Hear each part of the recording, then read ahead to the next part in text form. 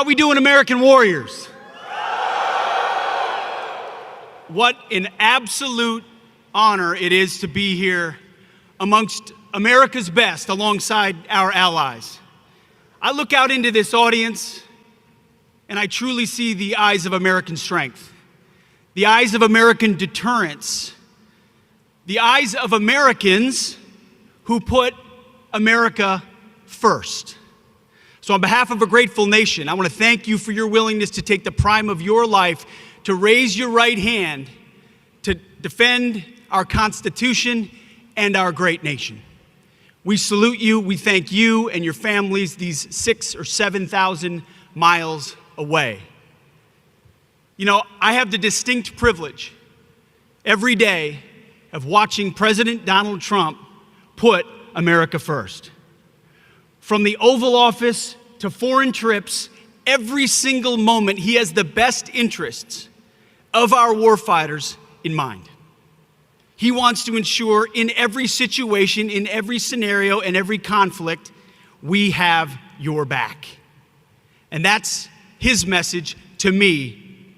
He says, Pete, we better have their back as warfighters every time. We have three things at the Department of Defense that we're doing to ensure we achieve peace through strength and put America first. Number one, we're restoring the warrior ethos. No more political correctness, gender pronouns, DEI, CRT, or climate change. We're in the business of warfighting, accountabilities, standards, warriors, and lethality.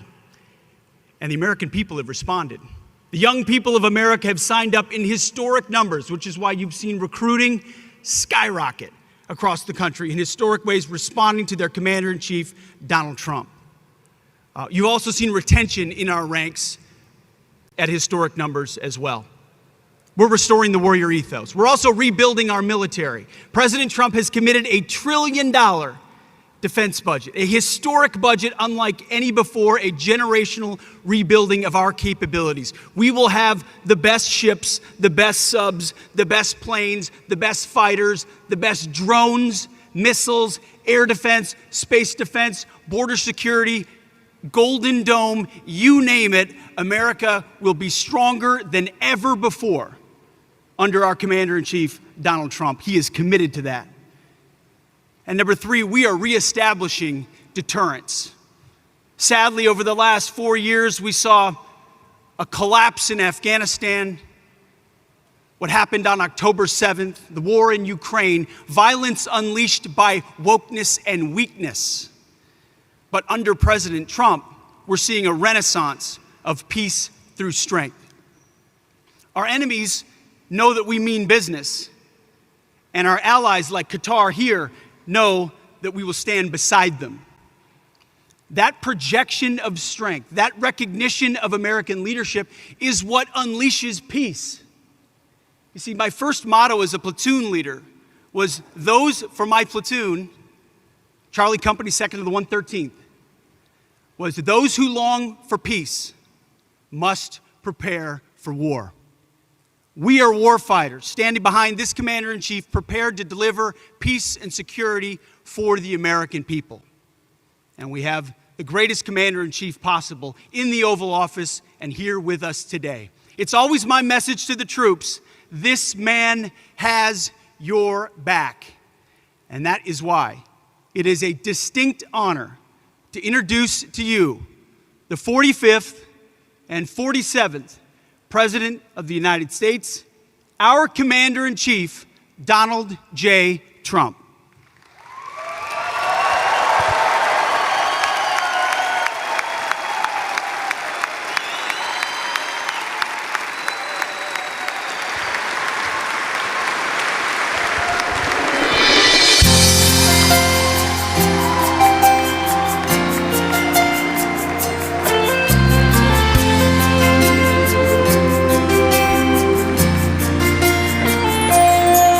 If tomorrow all the things were gone I'd worked for all my life, and I had to start again with just my children and my wife, Thank my lucky stars to be living here today, 'cause our flag still stands for freedom, and they can't take that away. And I'm proud to be an American, where at least I know I'm free. And I won't forget the men who died, who gave that right to me. And I gladly stand up next to you and defend her still today. 'Cause there ain't no doubt I love this land. God bless the USA.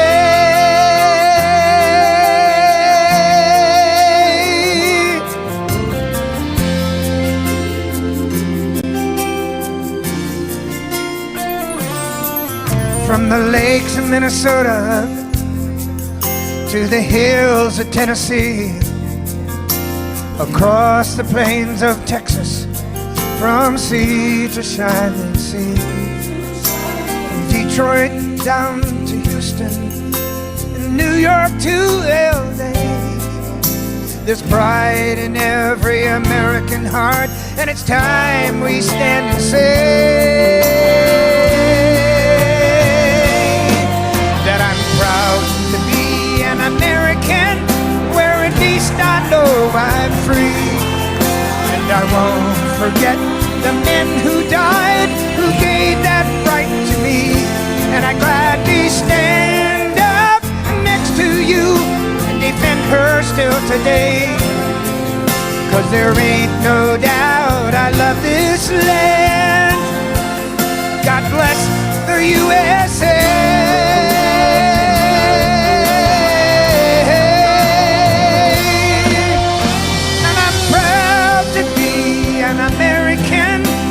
At least I know I'm free.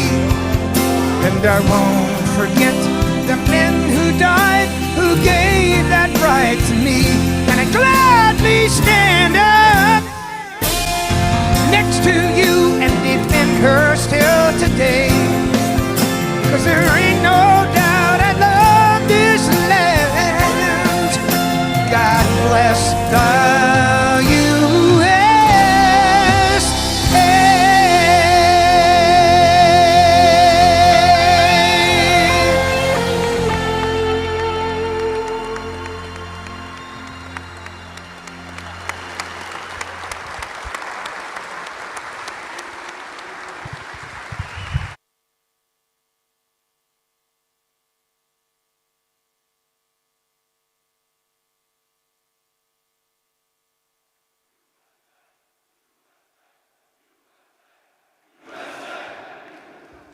Well, thank you very much, everybody. This is an honor.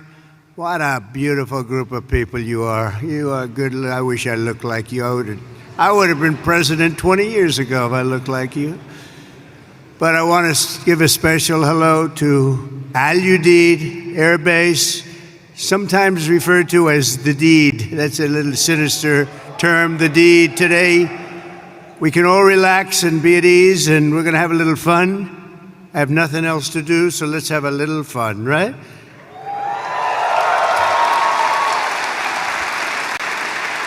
So I'm thrilled to be here with the men and women who embody American strength and pride, the warriors of the United States Armed Forces. It's an amazing group of people. You are, without a doubt, the greatest fighting force in the history of the world. That's the way it is. I said it last night. I said it strong. We have the strongest military in the world. There's not even a contest. We have the best equipment. Nobody has equipment like us. Nobody has the planes or the missiles or anything else. And as your Commander-in-Chief, I'm here to say that America's military will soon be bigger, better, stronger, and more powerful than ever before.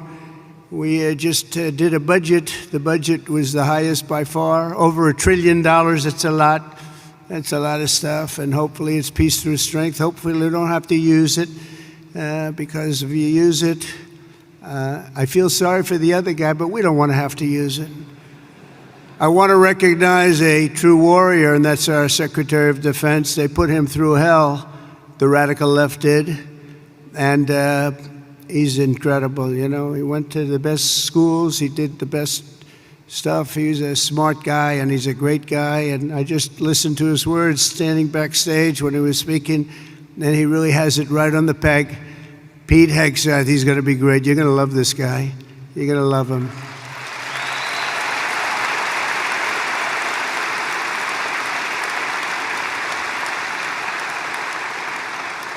And I also want to influence you to clap for a man who's a great influencer. In fact, my son, Barron, said, "Dad, you got to do an interview with somebody I hadn't heard of." But my son knew very well, he knows everyone. He said, "Dad," this is before the election, you know, we won in a landslide in case you hadn't known. But he said, "Dad, you got to do an interview with a guy named Theo Vaughn." I said, "Who the hell is Theo Vaughn?" He said, "Dad, he's such a big guy, you got to do an interview." So he knew all the names. I didn't know the names. And where is Theo? He's around here someplace, I think. Theo, thank you very much.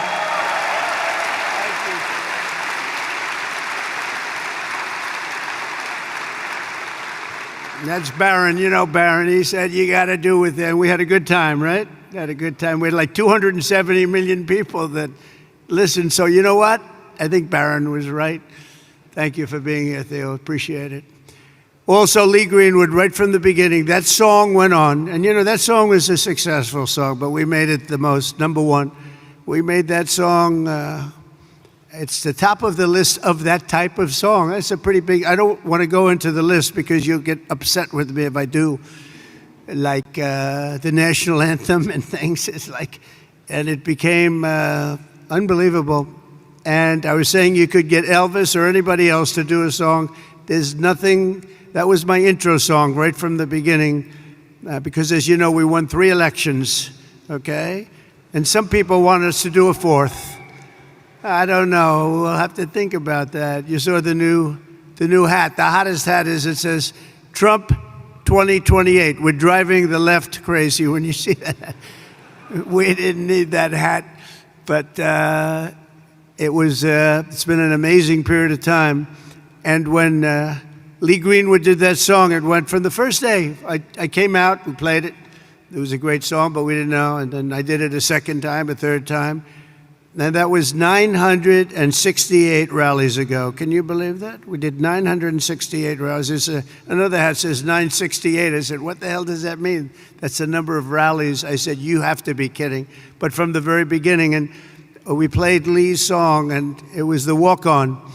And then for the last inauguration, I had all the big singers, they wanted to do a song for me, and they wanted to have me walk on to their song, and my people, "Oh, that would be nice, that would be nice." And when I heard about it, we were all set. We had a lot of them, and I heard about it. I said, "I'm not switching. Are you kidding me? I'm not switching."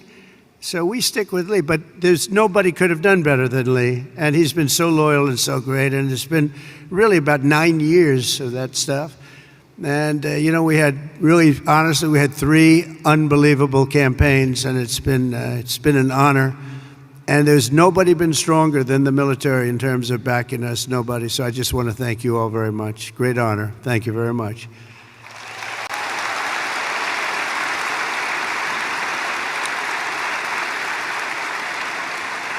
And also with us today is really a great talent and somebody who's one of the most popular television hosts in history. Still looks young to me, but he's been doing it a long time, but he's an incredible man. He's always seems to take my side, and therefore I like him even more.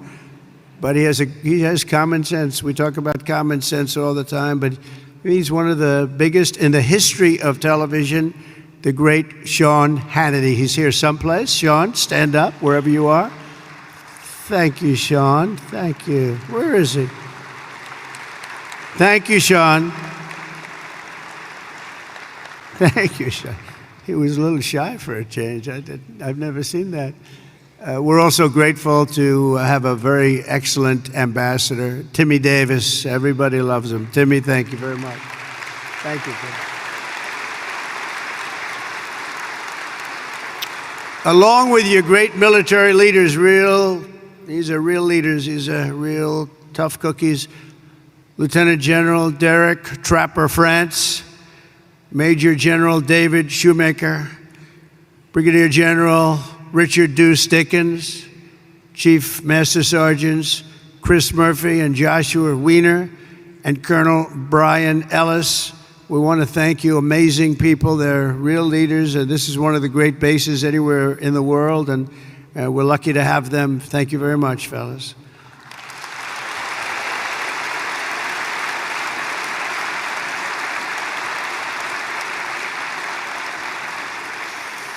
And a very special thanks as well to our partners from the Qatar Army and Armed Forces. Let's give them a really special hand. They are so great. They are so great.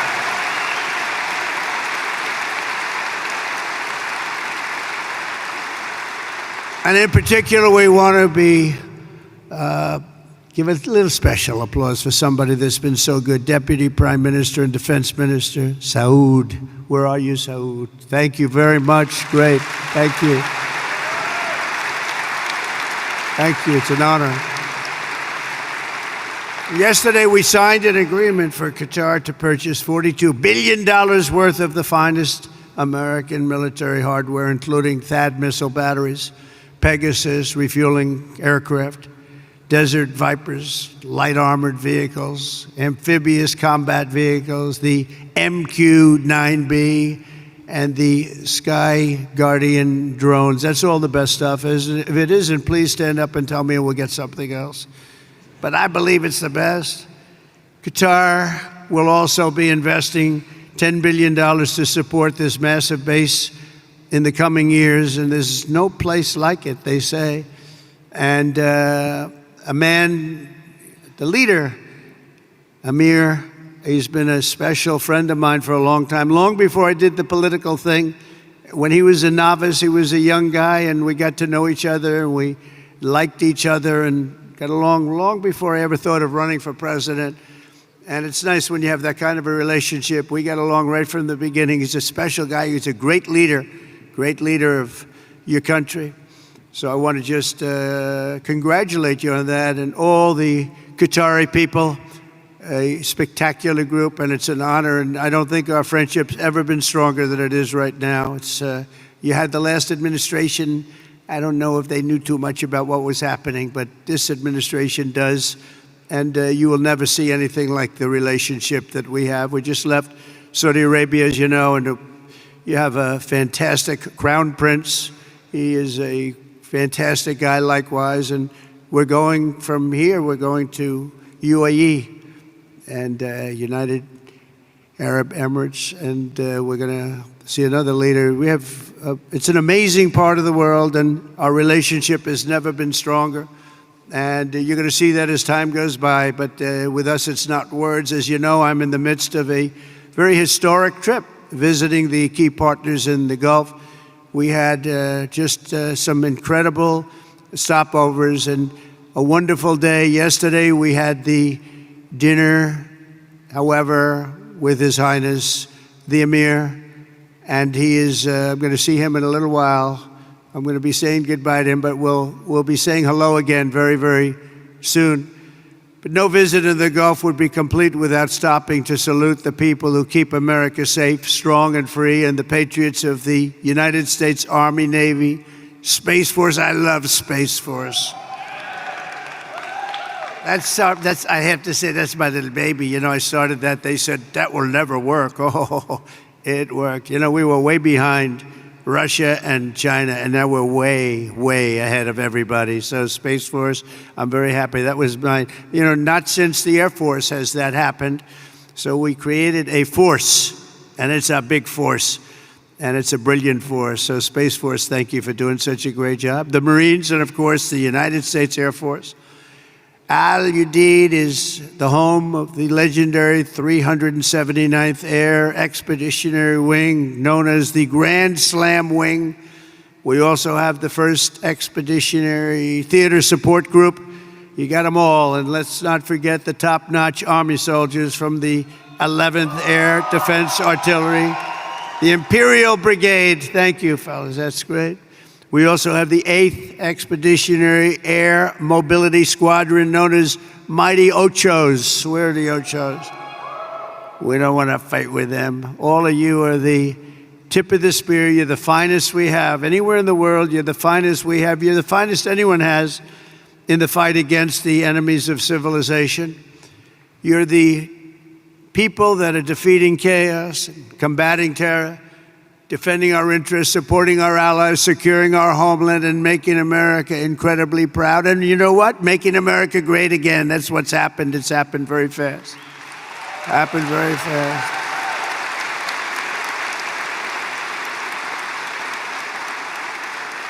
As president, my priority is to end conflicts, not start them, but I will never hesitate to wield American power if it's necessary to defend the United States of America or our partners. And this is one of our great partners right here. When we're threatened, America's military will answer our enemies without even thinking about it. We have overwhelming strength and devastating force. And we had people that didn't like to talk about that, you know? They didn't want to talk about the level of quality that we have. They didn't want to talk about anything. We're going to have a big parade this year, you know, in Washington, D.C., a real parade. And I'll tell you just a little story. A week ago, May 8th, I'd call up a certain country and they said, oh, we're celebrating the victory of World War II today, sir. Oh, really? I'd speak to one of the presidents or prime ministers or whatever. And they were so busy, oh, yes, we're celebrating the victory of World War II. Then I speak to another one and they were celebrating. And the fact is, Russia was celebrating, France was celebrating, everybody was celebrating but us.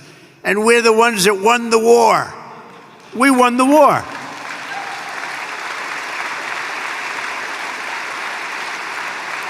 And they helped. But without us, they don't win the war. We're all speaking German. You know that, right? Without us, they're speaking German, maybe a little Japanese too. We won the war, and we're the only ones that didn't celebrate. So what I did is I got my crack staff over there, and we did it every time. We have May 8th, and we also have the date in November, that sacred date in November for World War I, because we won that war too. But think of it, I'm calling. Now, we love France, right? But I think we did a little more to win the war than France did. Do we agree? You know, I don't want to be a wise guy. But when Hitler made his speech at the Eiffel Tower, I would say that wasn't exactly ideal. And I called up the president, Macron, good guy, by the way. Donald, we are celebrating our victory over the Germans. Oh, that's wonderful. No, we don't take credit for what we do. And I said, what the hell? Every country I've spoken to in the last week is celebrating the war but us. Isn't that terrible? So we're going to be doing holidays. But I said, it has to be a working holiday because, you can only do so many of them. We have a lot of holidays. I'm not so sure we should have them, and you don't have to go to work. Our country has to go to work. So we're going to have a working holiday for each one of those 2 dates. And we're going to be celebrating, too, because we should celebrate more than anybody else. And others did help a lot, but nobody helped like us. We wouldn't have won. I mean, the fact is, not winnable without us. And now we're stronger than ever before. You know, I rebuilt the military in my first term. We had a great first term everywhere. We had the greatest economy ever, stock market up 88%, the biggest rise ever, all of that stuff. But the second term is going to be even better. We have over $10 trillion going to be invested in our country. And this little tour didn't hurt, I will tell you, between the 3 great places. I recently announced that I'll approve an unprecedented $1 trillion, as I told you. It's going to end up going higher investment in the U.S. Armed Forces, and that's a record as part of that effort. I signed an order to build the Golden Dome missile defense shield to protect our country from missile attack. Is everybody okay with that?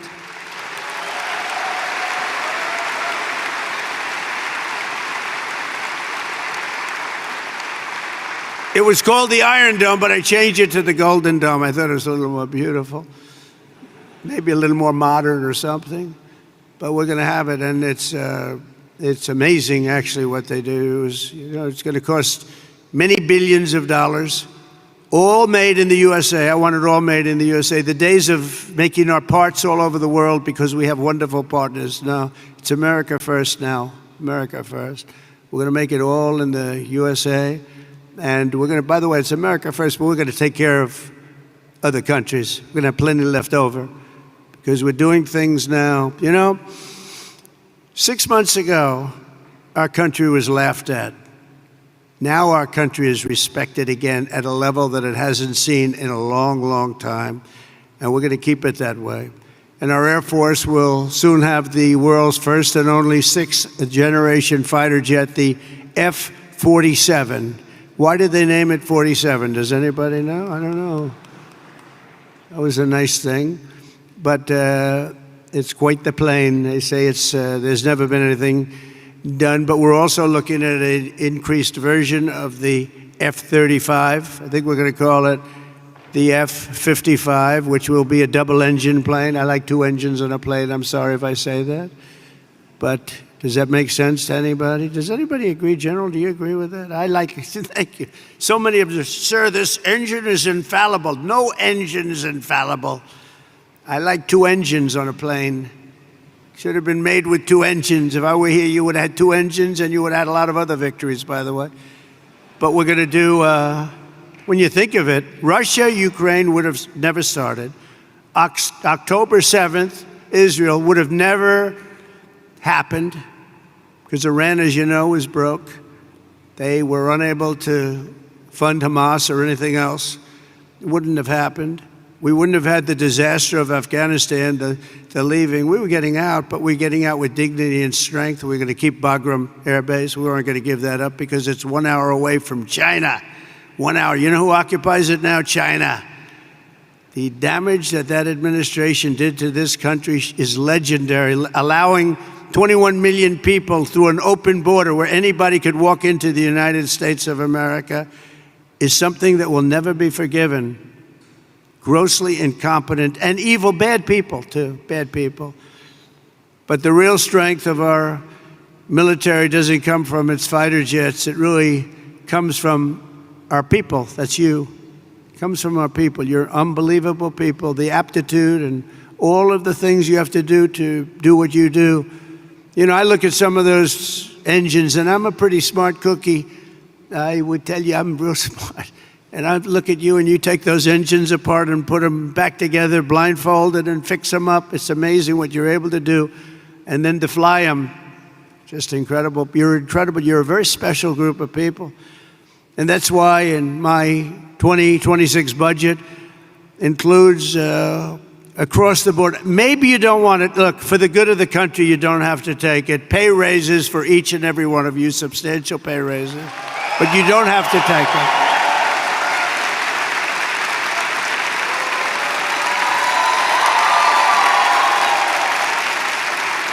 You don't have to take it. You can go to your commanding officer and say, sir, I'd rather not take that pay. I love my country, sir. I refuse to take it. Anybody here, raise your hand, please, if you refuse to take it. Let's see here. All right. Well, at least we have smart people. That's good. So you do your duty for us, and as Commander-in-Chief, I will always do and fulfill my duty to you. That's what I'm doing.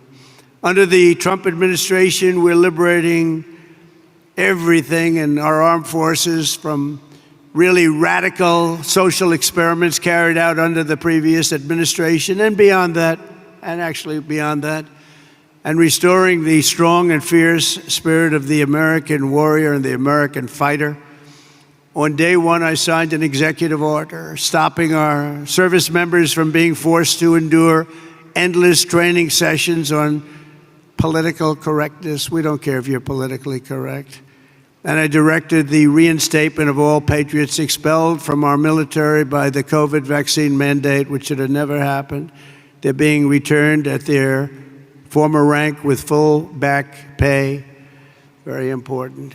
After years of not making our enrollment targets, to me, this is the biggest thing. Our military suddenly has the best recruiting numbers that perhaps they've ever had, but certainly in 30 years. Think of that. You go back 6 months ago, we couldn't get people to join the military. Nobody wanted your job. Now everybody wants your job. So we went from having the worst numbers we've ever had in terms of recruitment. That included police officers also, firefighters, but police officers. But in the military, think of that. You couldn't get people to join the military, and now we're brimming over. We have the highest numbers we probably, minimum 30 years, but probably have ever had, because there's such an incredible spirit now in our country. We have a whole new spirit, and it began on a date, November 5th. That was Election Day. Under the Trump administration, America is back, and America's military is back, bigger, better, and stronger than ever before. Since my inauguration, service members stationed throughout this region have terminated 83 major terrorists operating across Iraq, Syria, and Somalia, including the #2 just recently global leader of ISIS. And I knocked out ISIS, as you know, in my term. They said it was going to take 4 years. I said, why 4 years? That's a long time. And then I met a General Raisin Kane. He's now the head of the Joint Chiefs of Staff, right? And he was great. He said, we can do it in 3 weeks, sir. I said, well, I was told 4 years, General, by your television generals in Washington, D.C. And he didn't want to be disrespectful to them. He said, sir, I'm telling you, if you want, we can do it in 3 weeks. And that's what he did. He knocked out 100% of the ISIS caliphate in 3 weeks.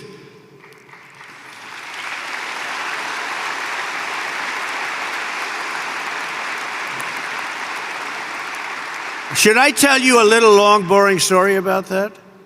Yes? Okay, some of you have heard it because it's sort of a cool story, but I was wondering why we couldn't defeat, ISIS. We have this great military, all these great jets that we have, new all over the place, the best in the world, the fastest, the best. And I went out and I said to a certain general in Washington, D.C., a television general, not much of it. There's a real general on television. You have the television guys and you have the real generals. And I said, General, how long will it take us? Because it doesn't make sense. We're spending a lot of money on defeating ISIS, and they don't have great equipment. They, in many cases, don't even have equipment. They're vicious, and they are good fighters. We always have to respect that. Sir, it'll take at least 5 years, sir. I said, 5 years? That's a long time. You mean we have jets, they have knives, and it's going to take 5 years? Yes, sir. I said, I don't really believe that. So I did something that I've never done before. I said, I want to go to Iraq, and I want to meet with the people in Iraq because maybe they're different, but I couldn't understand how a large and powerful terror group could last so long. And so I scheduled a flight, meaning I left at 3 o'clock in the morning. It was pitch black. We left very, very under guard. We traveled through Washington, D.C. There was nobody around. Got to the hangar at about 3:15. Air Force One was waiting for us. Pilots, best-looking human beings I've ever seen. Even better looking than Tom Cruise, and he's a friend of mine, okay? These guys were central casting, and they could also fly. And we headed out about 3:30 in the morning, pitch black. We headed for Iraq, and nobody knew I was going, nobody. And we're flying, and we're starting to get close. And they come to see me, and they say, sir, we have a problem. What? We're flying over enemy territory very soon, sir. Could we please turn off your lights? I said, my lights? We're flying in Air Force One. We just spent trillions of dollars on fighting, and you can't fly in with lights on? No, sir, it's very, very dangerous out there. So I said, obviously turn them off. Then he comes in addition to the lights, we want to turn down the shades. So I said, you mean not even shades? Okay, we turn down the shades. Then I said, I want to go upstairs. This is 747, 2 levels, beautiful plane. Just ordered new ones, by the way, beautiful new ones. And Boeing just, by the way, did the biggest order in the history of Boeing. Just did with your beautiful territory right here. They ordered, I think, 160 planes. I think it's the largest order ever for aircraft. So I salute the people from Boeing, Kelly, and everybody, and General Electric. The engines are General Electric Super Prime, and I really think it's great. Congratulations. But I go up to see the pilots because I love sitting with the pilots. I admire their skill. I really do. Amazing, especially at a certain level. And when you fly Air Force One, supposedly you're the best pilot. So I hope that's true, by the way. But it seems to be. I have no complaints. We land, it's like always landing like glass. I've had pilots where when you land, it's not a pretty picture. In fact, you admire the plane so much for being able to keep apart. You know, I mean, sometimes I land with some of these guys. You're bouncing down the runway. I'm saying these planes are amazing that they don't crack up. But these pilots land, and the 747's a hard one to land, but they're great. So I go up, I see the pilots, I say, hi, Captain. The guy's a handsome guy. We've got a blonde flat top. I'd like to have a flat top like that. I don't know if the hair's good enough for that. I don't think so. I don't think I'm going to try it either. But perfect person, and I look at the right, he's perfect. Everybody was perfect. I like perfect human beings. I said, how are we doing, Captain? We're doing fine, sir. We'll be there in a half hour, sir. I said, they want the lights turned off, Captain. And they do, yes, sir. They're doing the right thing. Oh, that's great, Captain. It's great. So now we're 15 more minutes, and all of a sudden, and most of you know this sound because that's what you do, but you have the computer voice, a beautiful voice where it says 1,900. They're talking about feet. So when you're in the big planes and sophisticated planes, the voice comes on, and I'm sitting back there watching them fly it beautifully, and I'm still not 100% happy with the statement that he agrees that the lights should be turned off. I would have preferred that he said, no, there's no problem, but that's not what he said. So we're going through, and it goes 1,900, 800, 700. Talking about feet. Now, 700 is getting pretty close to the ground. I don't see a thing. There's no lights, there's no runway, and I've done this a lot, and I always see the runway in the distance. I have fairly good eyes. I'd say for my age, extremely good eyes. And I don't see a runway. 600, 500. Captain, are we okay? Yes, sir. We'll be landing in just a few minutes, sir. 400. Captain, are we okay? I don't see a runway up there, Captain. Oh, we're fine, sir. No problem, sir. 300, 200. I'm saying, Captain, you sure we're okay here? And he said, we're fine, sir.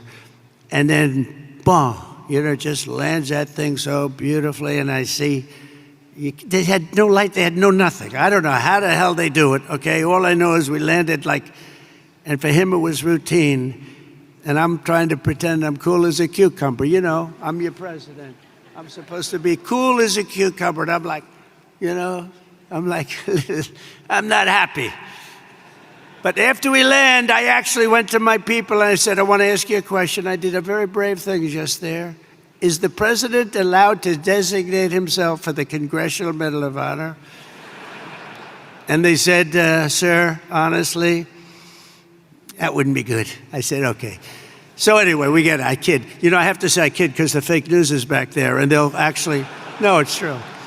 And they'll say that the president wanted to give himself the Congressional Medal of Honor, and he was talked out of it by his staff. So anyway, I get, the door opens, we have a platform, and I look down, and I see these are all specimens, just like you guys are all perfect people. And I'm seeing a couple of generals, a couple of staff sergeants and drill sergeants, but everybody's like from a movie. And I walk out of the plane and meet the first gentleman. And I said, what's your name? He said, Kane, sir. My name is Kane. And I said, hello, Kane. What's your first name? Well, they call me Raisin. I said, wait a minute. Raisin? You mean like Raisin Kane? Yes, sir. That's what they call me. General, I love you. You're the guy I'm looking for, General. You're the guy I'm looking for. So it's Raisin Kane. It's Daniel Kane, but Raisin Kane, that's what they call him. Then I met another general. I met a colonel. I met a sergeant. They said, sir, would you like to rest? I said, what do you mean rest? I've been resting on the plane. I don't want to rest. What do I have to rest for? He was thinking about Biden to come, okay? Biden. Biden would have rested the entire trip. He wouldn't. First of all, he wouldn't have made the trip. But if he landed, he would have been rested for about 5 days before he had the first meeting. I said, no, let's go have the meeting because I want to find out what's going on over here. We're spending a lot of money and people are being killed. I want to find out why it's taking so long. So let's go right away. So we went to the almost like just a very secure room that was in the form of a boardroom. Very professional, however. It was very highly sophisticated with the equipment. Best you can buy. We have the best you can buy all the time. But I went into the room and I said, General, so they tell me in Washington it would take 4 to 5 years to defeat ISIS. And I want to know from you, is that true? Or is that, no, sir. But it's not my place to say, sir, because they are the ones that call the shots. I said, well, if you disagreed, it's not the military way, sir. You have to listen to them. That's a chain of command. I said, oh, that's great. I'm not sure I like that system.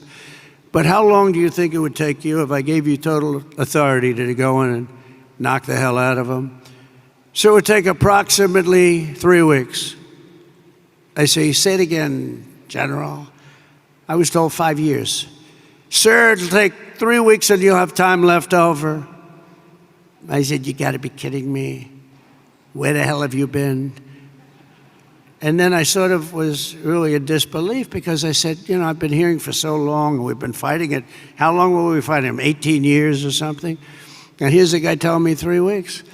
So I said, General, how do you do it in 3 weeks? He says, well, sir, I don't like saying this because I do have people in Washington, but I'm going to say it. We have portable stations, we have portable runways, we have runways all over the place, we have other bases, and we're being forced to fight them from a very far away, distant base, which is right here. And by the time we get there, we have to come back because there's no fuel and we're way too far away, sir. And they're over here, and he shows me a map, and we're over here, and we're all the way here, sir. I said, why didn't they use the other bases? Well, they didn't want to disturb the country where those bases were located. I said, we give those countries billions of dollars. We can disturb them a little bit. They wouldn't know what we're doing anyway. Are they going to know where the planes are going? Not really, sir. I said, so what would you do different? He said, well, sir, I'd start from here, and he went through a whole thing. And I'd hit him from the left. I'd hit him from the right. I'd hit him from underneath. I'd hit him from atop. I'd hit him from every angle, sir. I'd hit him so hard and so fast they wouldn't know what the hell is happening. I said, and you think you can do that in 3 weeks? Yes, sir, and we're going to have time left over. And I said, let me think about it, General. I went back to Washington, and I spoke to a couple of people, and they said, I don't think so, sir. I think you're talking about years of fighting. And then I called the General, and I said, so, General, you still think you can do it in 3 weeks? A lot of people think you can't even come close to that, sir. We'll have time left over. I said, go to it, General, go to it. Thank you, sir. And he hit the hell out of him. He hit the hell out of him. And he calls me up, sir, we have a lot of these people, and if you want, I can finish it off right now, sir. I said, well, I don't know, that's a lot. It's a lot of people. Well, these people are not good people, sir. These are not good people. You'll feel better about it. Well, they're not good people, but they're people, aren't they? And he goes, I said, you know what? Why don't you buzz them for a little while, and maybe after a day or two of buzzing them, they'll surrender. They don't know about surrendering, sir. Well, maybe they'll raise the white flag. They don't have a white flag, sir. I said, well, give it a shot anyway. He said, all we're going to do is take a couple of bullet holes in our wings. You guys know about that, right? And I said, well, let's give it a shot. And he calls up and says, let me do the job, sir. I said, all right, do the job. And we defeated 100% of the ISIS caliphate in just a very short little period of time, totally different from what I was told in Washington, D.C. by a bunch of frickin' losers, okay? Losers. And that's the beginning. And I took that general and made him the head of the Joint Chiefs of Staff, as I told you. And he's going to be great, and he's highly respected by everybody, just a different kind of respect, too. It's a real respect. But we can do our job better than anybody in the world, but you have to have the leadership of the top at the top. And we're doing that. We're finding, we let a lot of 4 stars go. A lot of 4. We had more 4 stars. We had, I think, 425 4 stars.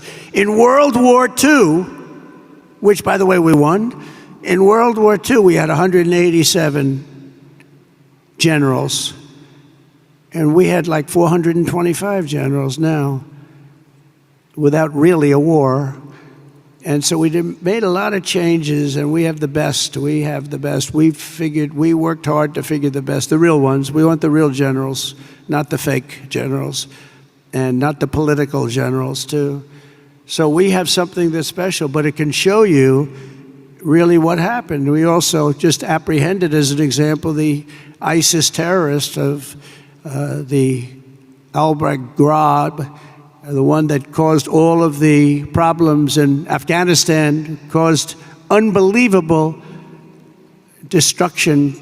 We lost 13 great soldiers. I got to know the parents and the families of those soldiers. But you know what they don't say is the ones who were so horribly wounded, which were many. And hundreds of people were killed from the other side. I always include that. That should have never happened. That whole mess should have never happened. I think it was the most embarrassing day in the history of our country. And we're not going to have things like that happen anymore. And again, we should have kept the air base. We should have kept it. We let it go. And we left, and it was a very embarrassing moment in the history of our country. That'll never happen again. There are a lot of people that said that Russia went into Ukraine. When they saw that, they said, wow, we didn't think that was possible, but it's not possible any longer, I can tell you. That's another one. Would have never happened if I were president. Russia would have never gone into Ukraine. All of those things, they would have never happened. But the Afghanistan withdrawal, not the fact that they withdrew, but the fact that the way they did it was so horrible and so embarrassing. So we brought this horrible person to justice, to American justice. We caught the person that set off that bomb. And all of this is possible because of the work that you do with partnerships that you forge. In this case, it was Pakistan.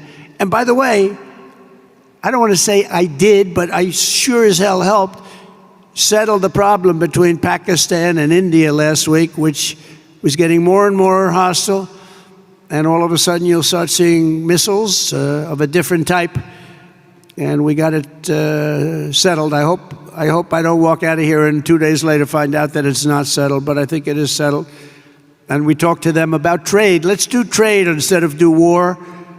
And Pakistan was very happy with that, and India was very happy with that. And I think they're on the way. You know, they have been fighting for about 1,000 years, in all fairness. So I said, I could settle that up.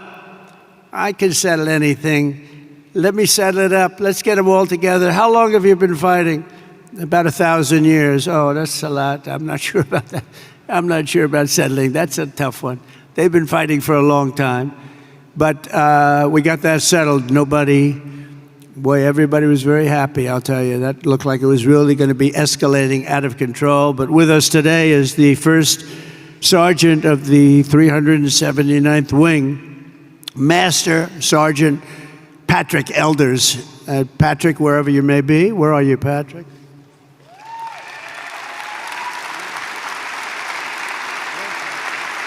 Handsome guy. Wow.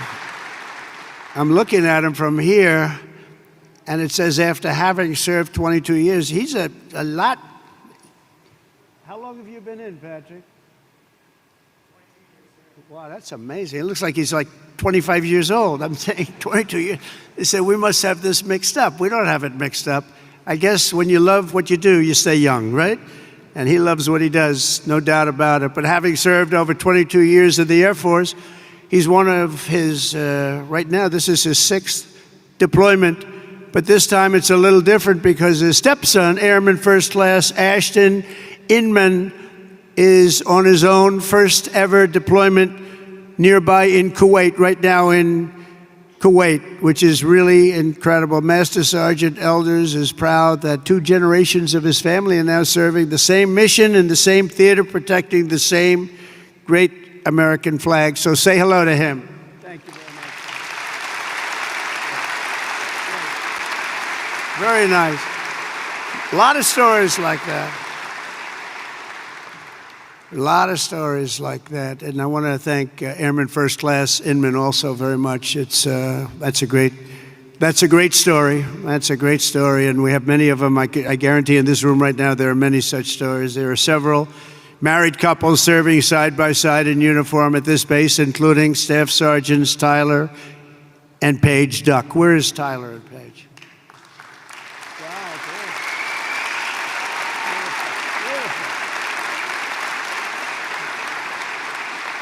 For years, they grew their relationship while Paige was deployed in the UK and Tyler was halfway around the world at Joint Base Elmendorf, Richardson in Alaska, conquering a 14-hour time difference. That's a lot of time difference. And now they're together at Udeid, and it's really great. So Staff Sergeants, congratulations. It's fantastic. The American people never forget that our service members and their families make incredible sacrifices each and every day so that all Americans can be safe and be free. And we love our amazing military families. Our military families are as good as you can get.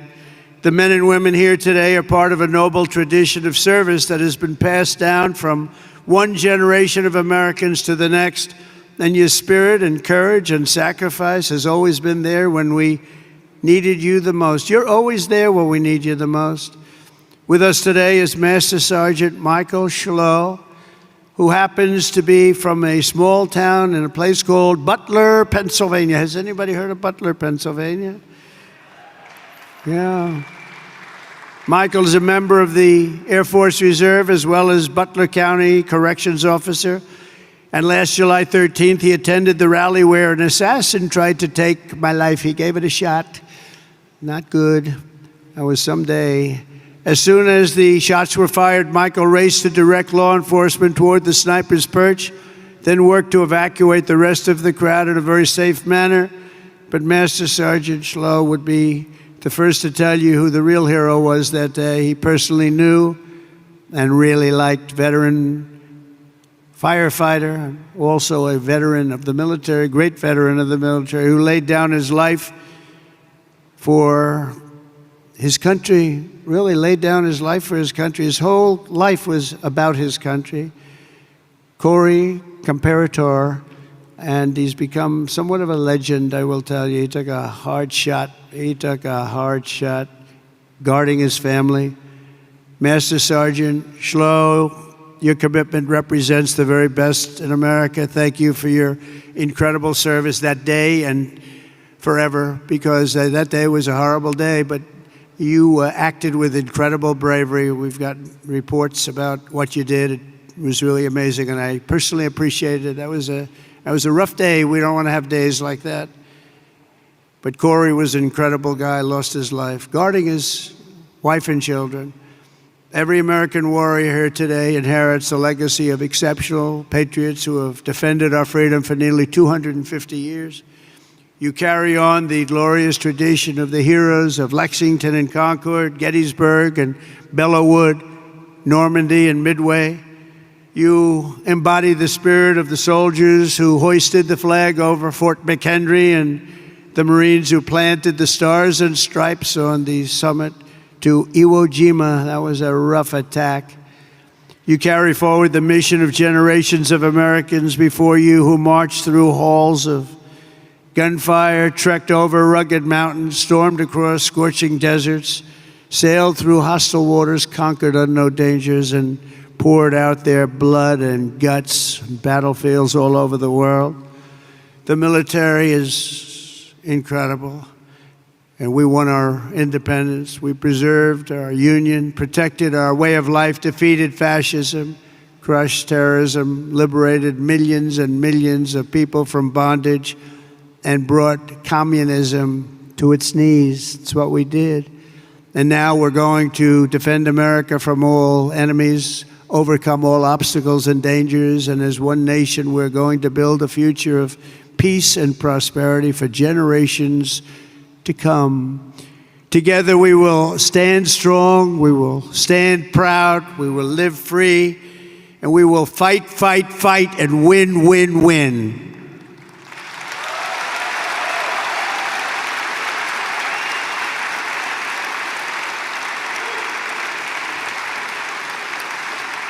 So my trip is 4.5 days, but this is the one I was so looking forward because I'm with the people that I really love and respect. And we love and respect you. This is what you're doing, the service you do for your country. You keep us safe.